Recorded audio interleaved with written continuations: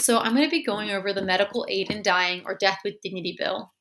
The Medical Aid in Dying Act allows certain eligible patients to receive medication that ends their life in what is said to be a peaceful, humane, and dignified manner. Um, this bill is currently not passed in the state of Delaware. It is passed in other states like Oregon, Washington, Montana, and California, just to name a few. But in Delaware, it was first proposed in 2015, which was 8 years ago, and has yet to be passed. Who has Paul Bachman or Bach,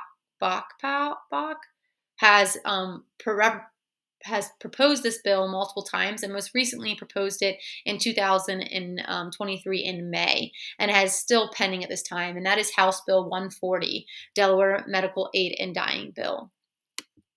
So with this bill, there's two sides. There is a side that believes that this bill will provide autonomy to patients who are experiencing end-of-life decisions, and it'll give them an option that will relieve them of their suffering and provide an avenue for physicians to provide compassionate care.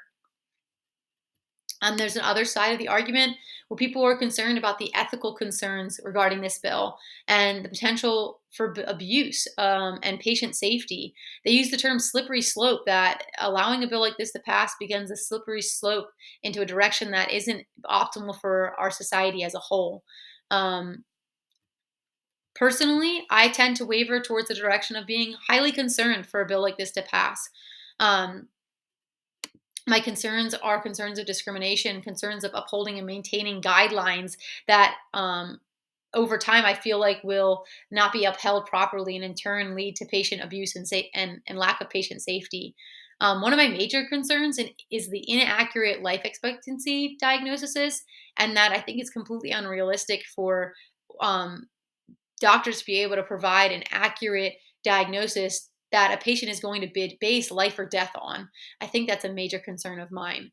Um, some ways that this kind of bill would impact healthcare delivery is it would completely change the discussion regarding end of life care. It would require additional education for healthcare providers because they're going to need additional training to understand the legal, ethical, and emotional aspect of the medical aid in dying, ensuring that the patient that is seeking this care is educated and knows what decision they're making and are making an educated decision. Another impact that it'll have is the ethical dilemmas. A study at a large academic institute found that in a pool of physicians, 63% of the physicians said that they thought the bill should be passed. But in the same pool of physicians, only 22% of those physicians said that they would be willing to participate in providing the medical aid in dying care. So that just gives you a picture of the ethical dilemma that is taking place amongst physicians already. Those are just a few of the impacts on healthcare delivery. Just to discuss a little further, some data to support my concerns is that in a recent study, 1/3 of physicians thought that passing the bill would lead to the legalization and that slippery slope towards euthanasia. And 46% of those same physicians agreed that insurance companies would tend to prefer patients choose medical aid in dying over possible life-saving treatments due to cost, because the medical aid in dying would be a more affordable route for the insurance companies. And that's just the reality. In regards to my concerns of misdiagnosis and inaccurate screening, from a pool of physicians from Yale, 60% disagreed that the idea that physicians can predict with certainty that physicians have the capacity to predict with certainty whether a patient has 6 months or less to live. Opponents of the bill, like myself, are also concerned that, similarly in states like Oregon, that greater than 70% of the patients in Oregon who used the medical aid in dying procedure were elderly or had cancer, but fewer than 5% were referred to a psychiatrist for evaluation of depression. And that is just highly concerning to me. The slippery slope can also be exemplified by expanding on the list of reasons for electing medical aid in dying.